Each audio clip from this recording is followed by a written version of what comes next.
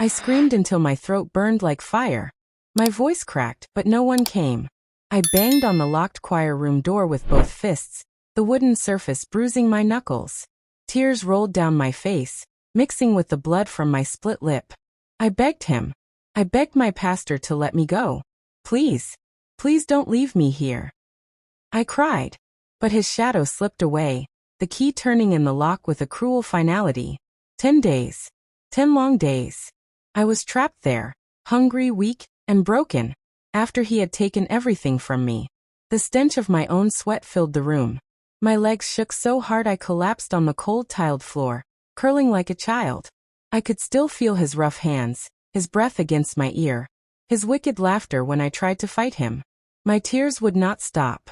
My voice would not stop trembling. This is where my life changed. This is where the fire of revenge was born. I wasn't always this broken. I was once a happy girl, full of songs and dreams. My name is Elizabeth, but everyone called me Lizzie. I was just 16 when my world crashed. My parents died in a car accident on a rainy night, leaving me with nothing but grief and the sound of sirens that still haunt my sleep. After the funeral, I had nowhere to go. My relatives didn't want me. I remember standing in the rain outside my uncle's house, clutching a small bag of clothes, and hearing him say, "Lizzie, I can't take care of you. I already have my own problems." I cried that night. I felt like a burden, a shadow that nobody wanted. That's when my pastor stepped in. Pastor John. A man everyone respected. A man whose words sounded holy and kind. He told me, "You are like my own daughter, Lizzie. God sent me to protect you." I believed him. He took me into the church quarters, and at first, I thought I had found safety. I cleaned the church, sang in the choir, and prayed every morning. People would smile at me and say, "You are blessed to have Pastor John looking after you." If only they knew. If only they saw the monster hiding behind that holy robe. It started with small touches. A hand on my shoulder that stayed too long. A look in his eyes that made me feel strange and cold. One evening, after choir practice, he called me into the choir room. "Lizzie, you have such a beautiful voice," he said, smiling. "Thank you, sir," I replied, shy but grateful. He closed the door. Locked it. That was the first time I felt fear crawl through my skin. "Come closer," he said. I shook my head. Something in his voice didn't sound right. "Don't be afraid. I just want to bless you," he said. But what he did next was not a blessing. His hand gripped my arm so tightly I cried out. I tried to run, but he was stronger. He pushed me against the wall, his face close to mine. "Be quiet," he whispered, "or I will throw you out. You have nowhere to go, Lizzie." I begged him to stop, but my voice only made him angrier. The choir room became my prison that night. And when he was done, he left me crying on the floor, whispering, "God forgives sins. Don't tell anyone. It's our secret." The next day, I wanted to run, but where could I go? I had no home, no money, no one to trust. He kept watching me, smiling during the service as if nothing happened. Every time he said God is love, I felt sick. A week later, he locked me in the choir room again, but this time, he didn't let me out. He said I needed to repent for making him sin. I screamed until my throat bled. I banged on the door until my hands were raw, but no one came. For 10 days, I survived on the little water in the flower vases and whatever crumbs I found. By the 5th day, I could barely stand. I thought I would die there. But deep inside me, something snapped. I realized that if I lived, I would never let him hurt me again. On the 10th day, I heard footsteps outside the door. My heart pounded. Was it him again? Was he coming to hurt me more? The lock clicked. I held my breath. Suddenly, the door creaked open. I saw his shadow step inside, and something inside me screamed louder than my fear. The door opened, and Pastor John's silhouette stood against the dim hallway light. My heart raced like a drum. I thought I would faint from fear and anger. His smile was cold, like someone who knew he had total power over me. "Well, my little songbird," he said softly, "have you learned to be obedient?" I stared at him, my lips trembling. My body was weak, but my spirit burned with rage. I wanted to scream, to claw at his face. But my voice cracked. Why are you doing this to me?" I whispered. He stepped closer, his shoes clicking against the tiled floor. You're all alone, Lizzie, he said, crouching down so his face was level with mine. No one wants you. I am the only one who cares. If you try to fight me, no one will believe you. Tears flooded my eyes. I begged, please just let me go home. Please, Pastor. His smile widened. This is your home now, he said. But don't worry. God forgives everything we do here. The rage inside me boiled. I felt like my heart would burst from the hatred I carried. He reached out to touch my face, but this time I slapped his hand away with the last ounce of strength I had. His eyes turned dark. He slapped me hard across the face, and I fell back against the floor. That night, after he left again, I swore I would never be his victim anymore. I will get out of here, I whispered to myself. I will find a way, and I will make him pay. The choir room became my prison, but I started looking for any chance to escape. I checked every corner of the room, scratching at the wooden walls until my nails bled. I found a rusty nail under an old chair, and I kept it hidden. I told myself if I can't run, I will fight. But before I could even try, something unexpected happened. On the 12th night, my stomach empty, my lips cracked, I heard voices outside the church. 2 women from the choir had come to clean.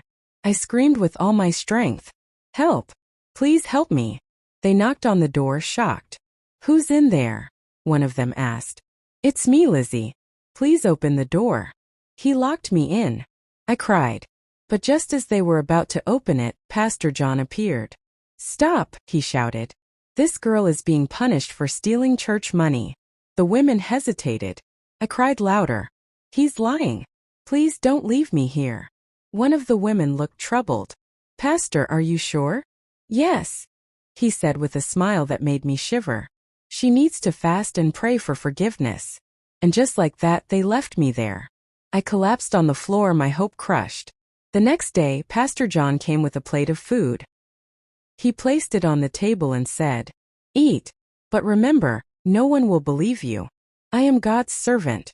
If you talk, you will destroy your own life. I wanted to throw the food in his face, but hunger won and I ate with shaking hands. As I ate, he leaned close and whispered, You belong to me now. Something inside me broke completely.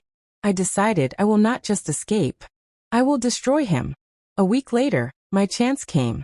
A boy from the church brought Pastor John's phone by mistake and left it on a shelf. When I was alone, I grabbed it with trembling hands. My fingers typed a message to Sister Grace, one of the women from the choir. Help me. He is hurting me. Please come tonight. Don't tell him.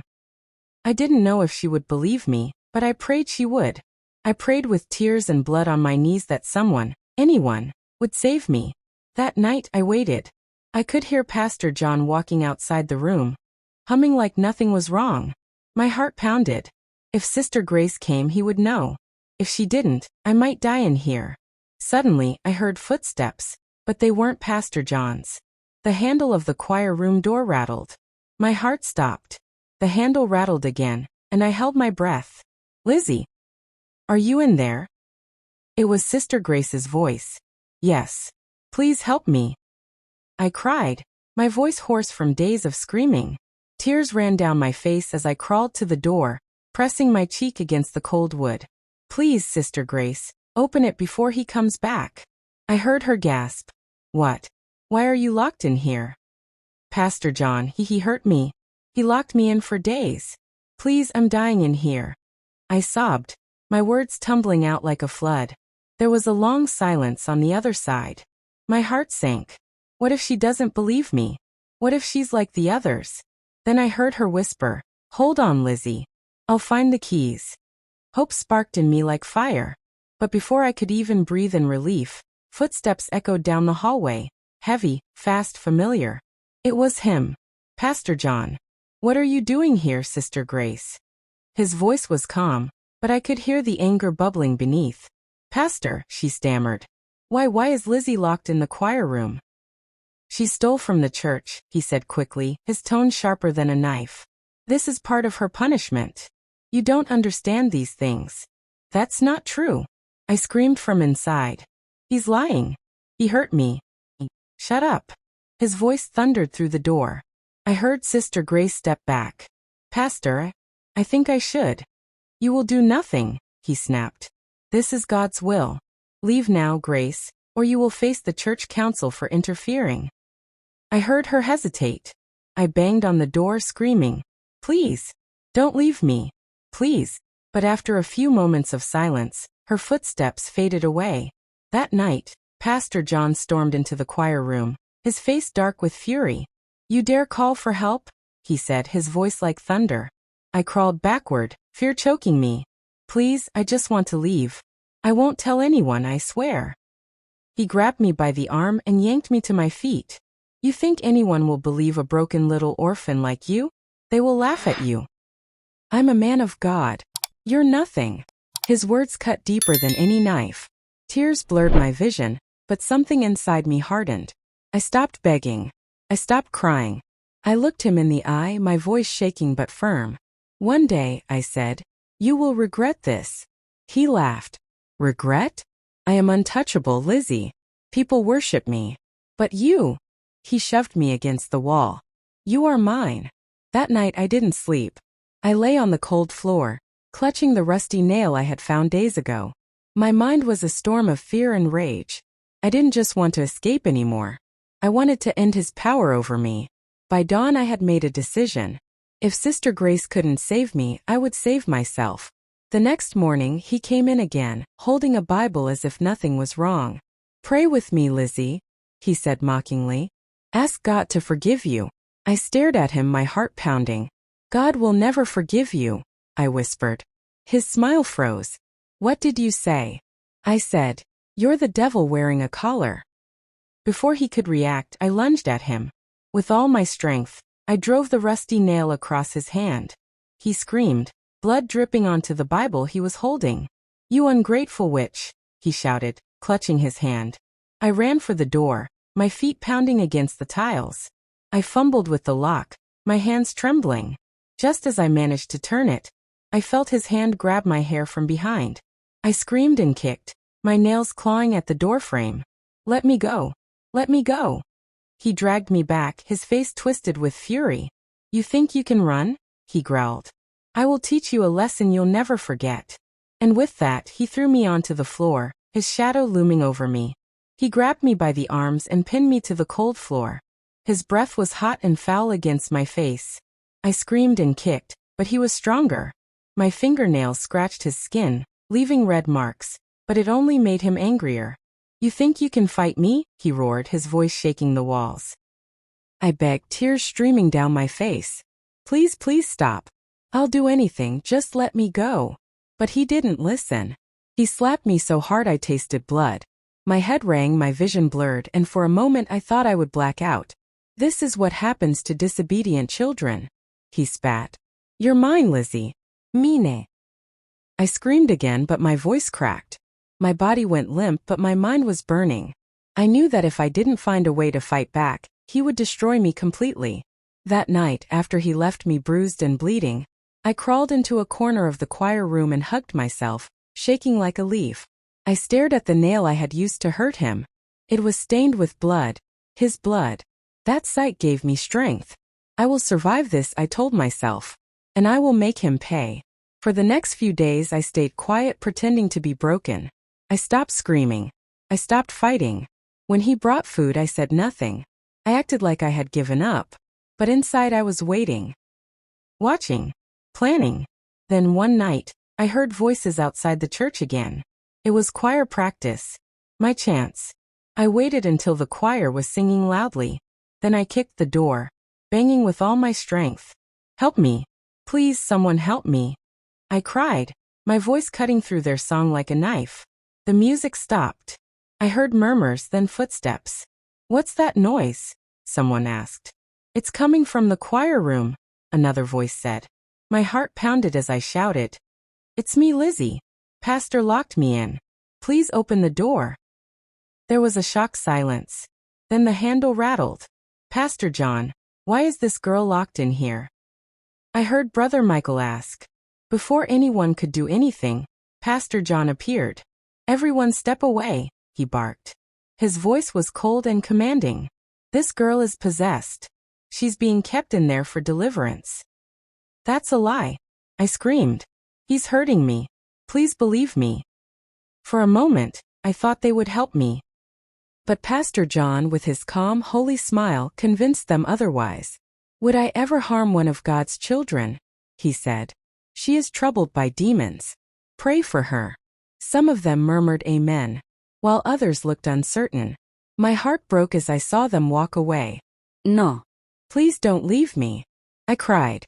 But the footsteps faded. That was the moment I realized I couldn't wait for anyone to save me. I had to save myself or die trying. That night, Pastor John came in again, but this time he looked nervous. He knew I had tried to expose him. You will not ruin me, he said, his voice trembling with rage.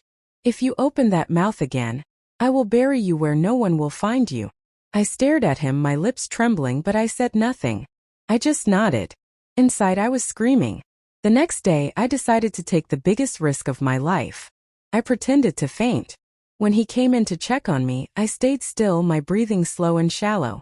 Lizzie, get up, he said, kicking my leg. I didn't move. He knelt down, shaking me. Get up, I said. When he leaned closer, I used the nail again. This time, I stabbed it deep into his arm. He howled in pain. Blood spraying onto my dress. You little devil, he screamed. I bolted for the door, my bare feet slapping against the tiles. My heart raced as I fumbled with the lock, my fingers shaking so hard I thought I'd drop the key. Behind me, I heard his footsteps coming fast. The door swung open. For the first time in days, I saw the night sky. I ran, but I didn't get far. He grabbed me by the waist and dragged me back, his fingers digging into my skin. I screamed, clawing at the ground, but he covered my mouth with his hand. No one will hear you, he hissed. You belong to me. I bit his hand so hard I tasted blood. He roared in pain and shoved me into the wall. My head hit the wood, and I collapsed, my vision spinning. The last thing I saw before darkness swallowed me was his shadow standing over me, breathing heavily. I woke up choking on my own breath. My head throbbed like someone had cracked it open. My eyes fluttered, and for a second, I didn't know where I was. But then the pain returned, flooding back all at once. My mouth was dry, my face was swollen, and my body ached like every bone had been crushed. I was back in the choir room. Again. The door was locked. Again. Only this time, there were no windows open. No light coming through the cracks. Just darkness. Thick, choking darkness. I screamed again, but my voice was barely more than a whisper. I was weak. So weak. He had hit me so hard, I must have been out for hours. Maybe longer. The choir robe I used as a blanket had blood on it. My blood. My head was bandaged with an old cloth, probably done by him to keep me alive. Not because he cared, but because he wanted to keep hurting me. I curled into a ball and wept. Silent, shaking tears. Not because of the pain this time, but because I was losing hope. God, why? I whispered. Why did you let him take everything from me? But in the middle of that night something stirred in me. Flicker. A memory. My mother's voice. Her warm hand stroking my hair. Elizabeth, you are stronger than anything in this world, she used to say. When pain comes, don't bow to it. Stand tala. Those words echoed in my heart. That's when I stopped crying. I wiped my tears. And I stood up. The next day when he came in, he saw something different in me. I wasn't afraid anymore. You're quiet, Pastor John said, eyeing me with suspicion. Are you finally learning your place? I nodded slowly. Yes, sir. He smiled. Good girl. But inside I was planning. Calculating. That evening, he left his jacket in the corner of the room, something he had never done before. I waited until I was alone, then limped over and searched the pockets. And there it was. A spare key. My fingers shook as I held it, my heartbeat pounding in my ears. I didn't escape right away. No. I was going to wait for the right moment. The perfect moment. The next day was Sunday. Church service. The building would be full. That was my chance. I hid the key under a loose tile beneath the altar stand in the choir room. Then I waited. All through Saturday. All through the night. I didn't sleep. Sunday morning came, and the choir started singing. I could hear the congregation praising, clapping, shouting, "Amen." My hands trembled as I dug out the key. I unlocked the door, opened it slowly, and stepped into the hallway. For the first time in almost 2 weeks I was free. But I didn't run. Not yet. I walked straight into the church, my dress torn, my face bruised, my bare feet echoing against the floor. Heads turned. People gasped. The choir stopped singing. There he was, Pastor John, standing on the pulpit in his white robe, preaching about forgiveness. "Don't believe him," I shouted. My voice broke through the silence. "He's not a man of God. He abused me. He locked me in the choir room for days." Gasps filled the air. Pastor John froze, then forced a laugh. "This girl is possessed. She's lying." "No, I'm not," I cried. "Check the choir room. I've been locked in there since the day of my parents' funeral. Ask anyone. I haven't been seen since." Whispers filled the church. People stood. Some looked at me with horror, others in confusion. Then I saw Sister Grace rise from her seat, her eyes wide. "She did text me," she whispered. I didn't believe her. "Oh my God." Pastor John stepped down from the pulpit, trying to reach me. "Stop this, Lizzie. Don't let the devil use you." But I stood my ground. "No. The devil is you." Just then Brother Michael rushed forward. "Someone check the choir room," he shouted. A group of men ran down the hallway. A minute later, one of them returned holding a bloody robe and pointing at the door with a broken lock. "She's telling the truth." The church erupted into screams. Some people fainted. Others shouted, "Arrest him. He's not a man of God." Pastor John turned to run, but 2 strong men grabbed him. "Let go of me. I'm innocent," he yelled. "No, you're not," I said, walking toward him with slow, steady steps. "You destroyed my life, but I'm taking it back." Just as they tried to pull him away, Pastor John broke free, reached under his robe, and pulled out something shiny. A knife. He lunged at me with wild eyes, shouting, "If I go down, I'll take you with me." The moment I saw the knife, time seemed to slow down. Gasps echoed through the church, and people scattered in panic. Mothers grabbed their children, men shouted, and the choir screamed as Pastor John charged at me like a madman. I froze for a split second, fear gripping my heart like a fist. The gleaming blade flashed under the church lights. "Lizzie, run!" I heard Sister Grace scream from somewhere behind me, but my legs wouldn't move. Just as the knife was about to slash across my face, Brother Michael threw himself at Pastor John, tackling him to the ground. The blade skidded across the tiled floor with a sharp clang. I stumbled backward, my breath coming in ragged gasps, my hands shaking uncontrollably. My knees buckled, and I nearly collapsed. "Grab him! Don't let him go!" someone shouted. 2 men pinned Pastor John down, but he fought like a beast, kicking and thrashing. His eyes were wild, spitting with hatred. "You think you can ruin me? I am God's chosen. You will all regret this," he bellowed. The congregation was in chaos. Some were crying. Others were praying loudly. I stood there, trembling, unable to process what had just happened. Then I saw the knife lying near my feet. Something inside me snapped. I picked it up, my hands shaking but my eyes burning with fury. For the first time in days, I wasn't afraid anymore. I walked slowly toward him as the men held him down. "Lizzie, no!" Sister Grace cried, but I couldn't hear her. My ears were ringing with every memory of pain, every scream. Every night he locked me in that room. I stood over him, the knife in my hand. His eyes met mine, mocking, daring. "You won't do it," he hissed. "You're too weak." And for a moment, I wanted to prove him wrong. I wanted to end it all. To make him feel the pain he gave me. My hands trembled harder, tears streaming down my face. But then I heard my mother's voice in my head again. "Lizzie, don't let anger destroy you. You are stronger than hate."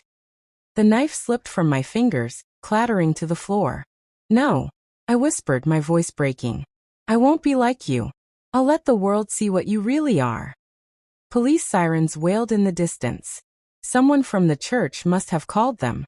When the officers arrived, they dragged Pastor John away as he cursed and shouted. I stood there, shaking, surrounded by people who now looked at me with a mix of pity and shame. Is it true? One woman whispered.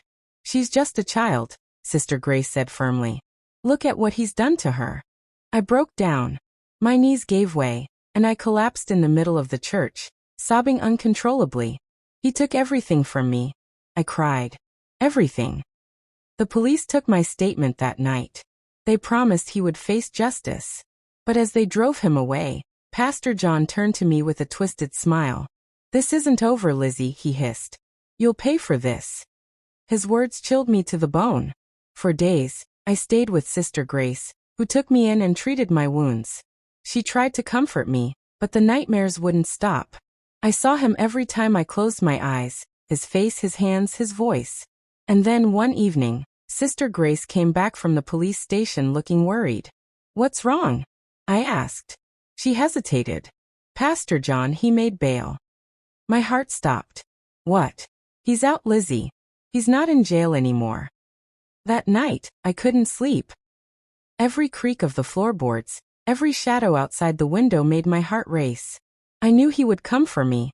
I could feel it. And I was right. Because 3 nights later, I woke up to the sound of footsteps outside the house. Slow, heavy footsteps. I crept to the window, and there he was. Pastor John. His eyes were fixed on me. And he was smiling. The sight of Pastor John standing in the dark sent shivers through my bones. His face was pale, his smile slow and twisted. He raised his hand and dragged a finger across his throat, a silent promise. My breath caught in my chest. I stumbled backward from the window, my heart pounding so hard I could hear it in my ears. Sister Grace. I whispered loudly, shaking her awake. He's here. Pastor John is outside. She bolted upright, her eyes wide. What? Are you sure? Yes. He's watching us. Before I could finish, we heard it. A soft knock on the door. It wasn't a friendly knock. It was slow, deliberate, threatening. Knock. Knock. Knock. Lizzie. His voice crooned from outside, cold and mocking. Come out, my songbird. You can't hide from me. I grabbed Sister Grace's arm. We have to call the police. I whispered. She nodded, fumbling for her phone with trembling hands. But before she could dial, the sound of the doorknob turning filled the room. He was trying to get in. We barricaded the door with a chair, pushing it with all our strength. Leave us alone. Sister Grace shouted, her voice shaking. Pastor John laughed. You think a door can keep me out? The sound of wood cracking filled the air as he kicked the door. Each strike louder and harder. My whole body trembled. I grabbed the rusty nail I had kept in my pocket since escaping the choir room. If he comes in, I whispered, I'll fight. The door burst open with a loud crack. Pastor John stood there, his white robe stained with dirt, his face twisted with rage. You ruined me, Lizzie, he screamed. You think the police can stop me?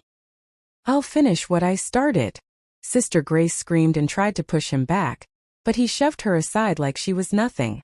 She hit the floor hard, crying out in pain. Grace! I shouted. Before I could run to her, Pastor John lunged at me. His hands gripped my shoulders so hard I felt my bones ache. I screamed and swung the nail, scratching his cheek. He howled, blood dripping down his face. You little witch, he spat. I ran to the kitchen, my bare feet sliding on the tiles. I grabbed the first thing I saw, a heavy frying pan. My hands shook as I turned to face him. Stay back, I screamed. He laughed, stepping closer. You? Fight me? You're nothing, Lizzie. Nothing. My whole body shook, but something inside me snapped. All the fear, the pain, the betrayal, it all turned to fire. Not anymore, I said, tears in my eyes. You'll never touch me again. He lunged at me. I swung the frying pan with all my strength. Crack. It hit his forehead. He stumbled back, blood gushing down his face. He roared in rage and grabbed the kitchen table to steady himself. You'll pay for that, he growled. Just then, flashing lights filled the window. Police sirens wailed outside. They're here. Sister Grace cried, clutching her bruised arm. Pastor John turned to run out the back door. But I blocked his path, gripping the frying pan tightly. My whole body was shaking, but I didn't move. You're not going anywhere, I said, my voice low and trembling. The front door burst open, and police officers swarmed in. Drop your weapon, one of them shouted. Pastor John froze, his hands trembling. The officers grabbed him, forcing him to the ground. He screamed and cursed, his face wild with fury. Lizzie, this isn't over. I'll destroy you. But I just stood there, breathing hard, my tears running down my face. As they dragged him away in handcuffs, I sank to the floor. My body shook with sobs I couldn't hold back anymore. Sister Grace wrapped her arms around me, whispering, "It's over, Lizzie. You're safe now." But deep inside I knew it wasn't over. Not for me. The scars he left on my heart would never fade so easily. That night I couldn't sleep. I kept seeing his face, hearing his voice. I thought about how many other girls he might have hurt. How many lives he had destroyed. I made a promise to myself. I wouldn't just survive. I would fight back. I would make sure the world knew what he was. And that's when I started planning my revenge. 2 weeks later, I stood outside the church where everything had started. The doors were closed now, the congregation scattered, his reputation in ruins. But I wasn't done. I had something bigger in mind. Something that would make him regret ever touching me. And then, I got the call that changed everything. "Lizzie," Sister Grace said on the phone, her voice trembling, "you need to sit down. Pastor John has escaped custody." The phone nearly slipped from my hand when I heard Sister Grace's words. "What? What do you mean he escaped?" I whispered, my voice shaking. "They were transporting him to another facility," she said, her voice trembling. "The police van was attacked on the highway. He's gone, Lizzie. No one knows where he is." My heart pounded like a drum in my chest. I felt cold, like ice water was running through my veins. I looked around, half expecting him to appear from the shadows, that twisted smile on his face. "He's coming for me," I said in a low, hollow voice. "I know he is." That night, I couldn't sleep. Every creak of the floorboards, every whisper of the wind outside made me jump. I sat by the window clutching the frying pan I had used to fight him before. I wasn't going to be a victim again. But as the hours crawled by, my fear began to turn into something else. Rage. "No," I said out loud to myself, my voice shaking but strong. "I will not wait for him to come for me. I will finish this. I will end it." The next morning, I packed a small bag and told Sister Grace, "I can't stay here.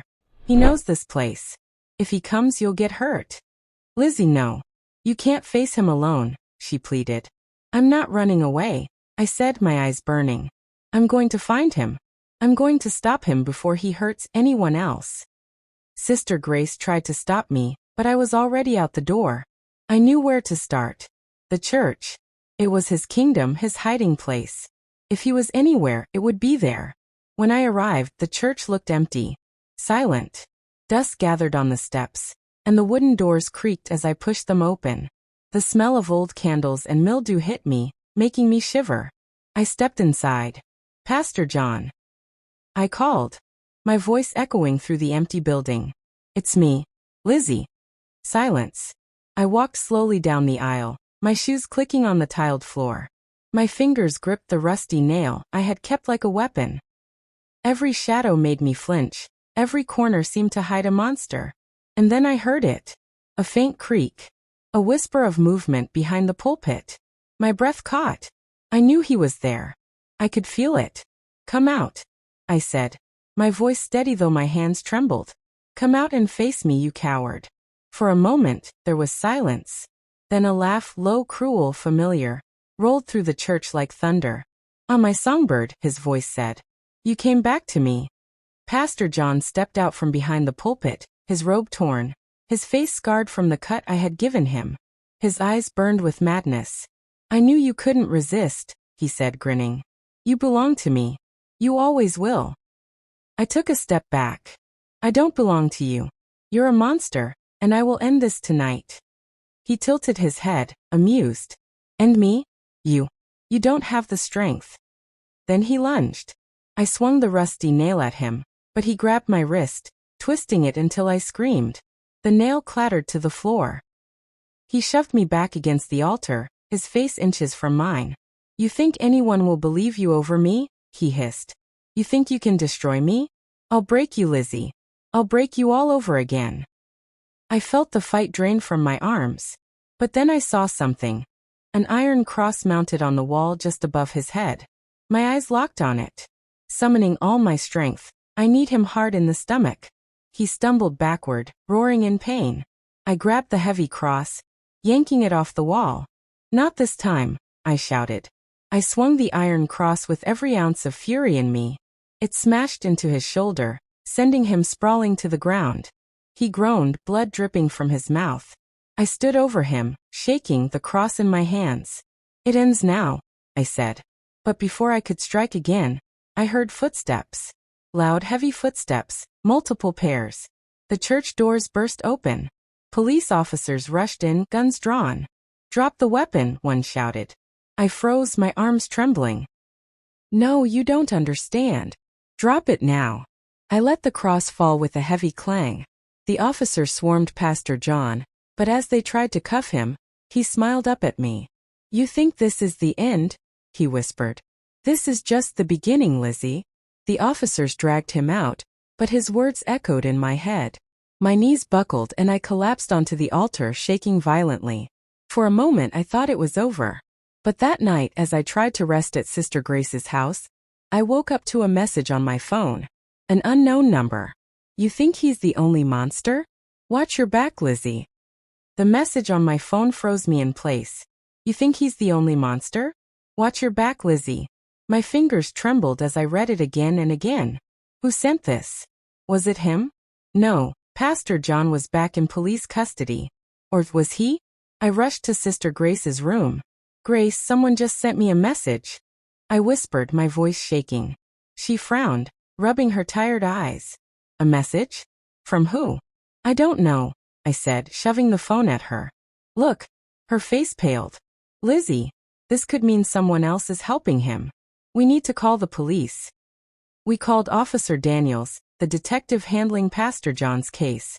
"You say you got a message like that?" His deep voice rumbled through the line. "Yes," I said, my voice cracking. "Is he still in custody?" There was a pause. "Yes, as of this morning. He's under heavy watch. But Lizzie, you have to understand. He has people. Loyal followers. Some of them would do anything for him." My heart sank. "You mean someone else might come for me?" "That's exactly what I mean," Officer Daniels said. "Stay inside. Don't trust anyone except Sister Grace." But that night, I realized nowhere was safe. We had locked all the doors and windows, but around midnight, I heard footsteps outside, soft, careful footsteps moving around the house. My breath caught in my throat. I crept to the window, peeking through the curtain. There, in the shadows of the streetlight, stood a man. Not Pastor John. Someone else. His face was hidden under a hood, but I could see the glint of a knife in his hand. "Grace," I whispered, shaking her awake. "Someone's out there." Before we could even think of what to do, the man tried the door handle. It rattled violently. He was trying to break in. "Call the police," I cried. But just as Sister Grace grabbed her phone, the kitchen window shattered with a deafening crash. Glass sprayed everywhere. The man climbed in, his face hidden, his knife gleaming. I screamed. "Get back!" Sister Grace shouted, grabbing a broom.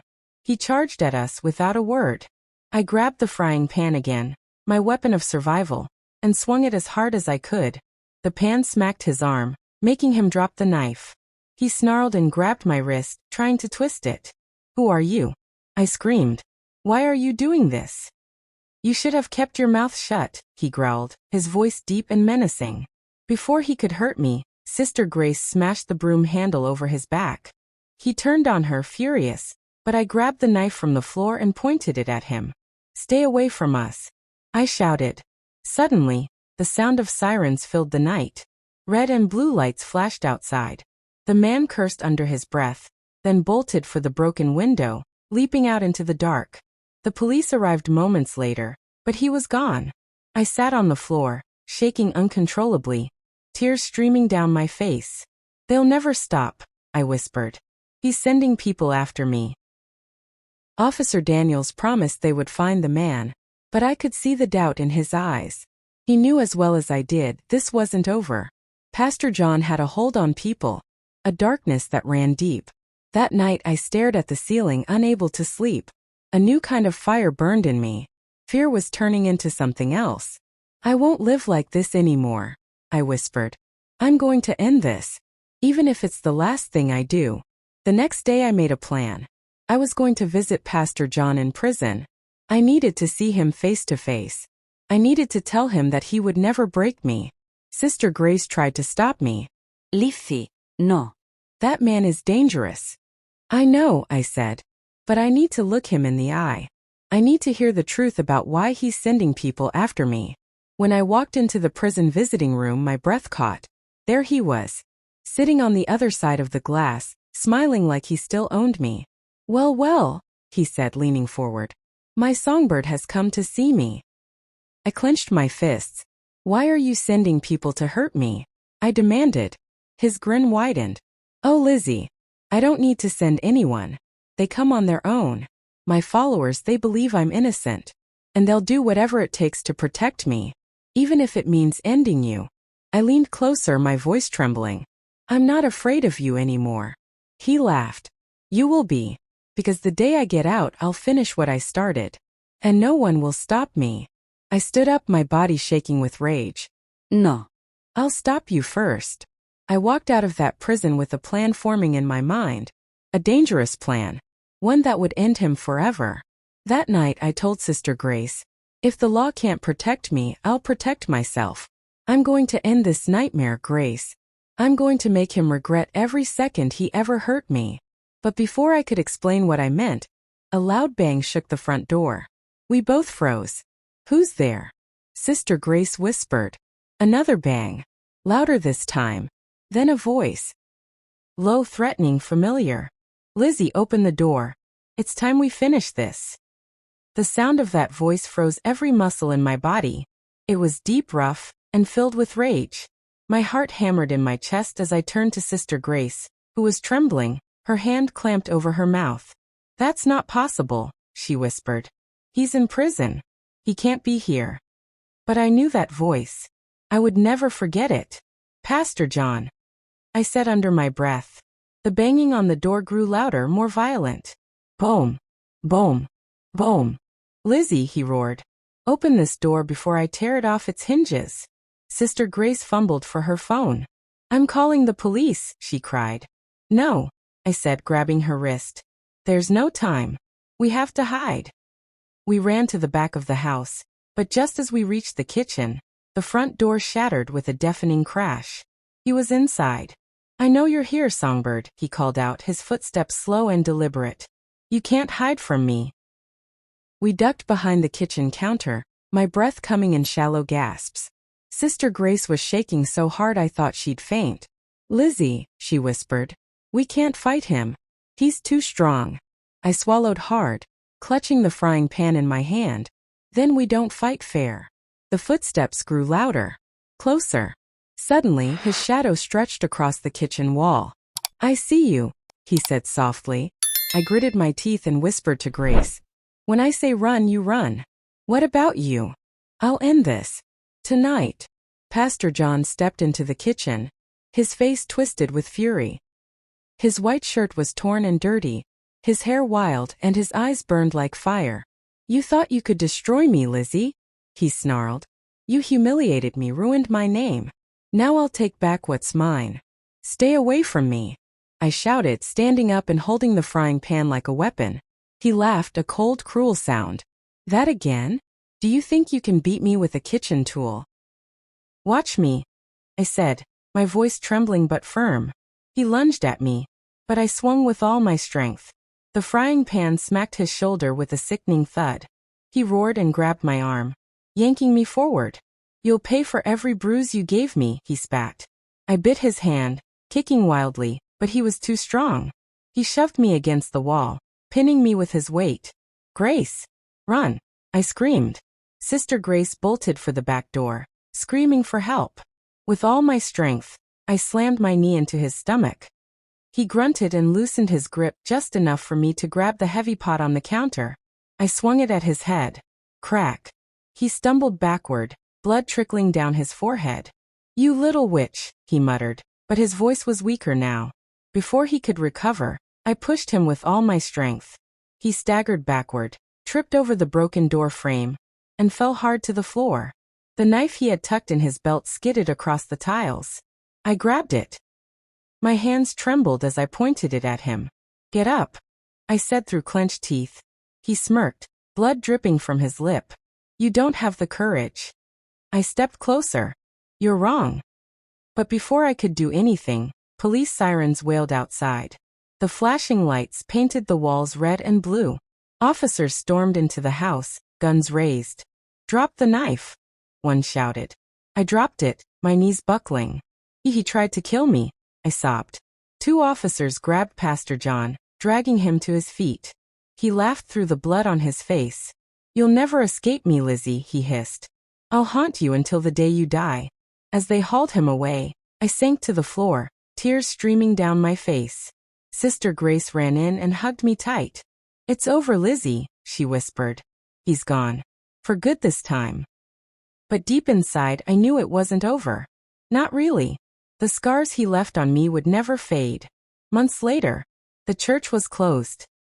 Pastor John was sentenced to life in prison with no chance of bail. People who once worshipped him turned their backs, horrified by the truth. I stood at my parents' graves one morning, my hands shaking as I laid flowers on their tombstones. "Mom, Dad," I whispered. "I made it out. I'm alive. But I'll never be the same." Tears filled my eyes as I said, "I will spend the rest of my life helping girls like me, so no one else will ever have to go through what I went through." Thank you for listening to this story, my dear ones.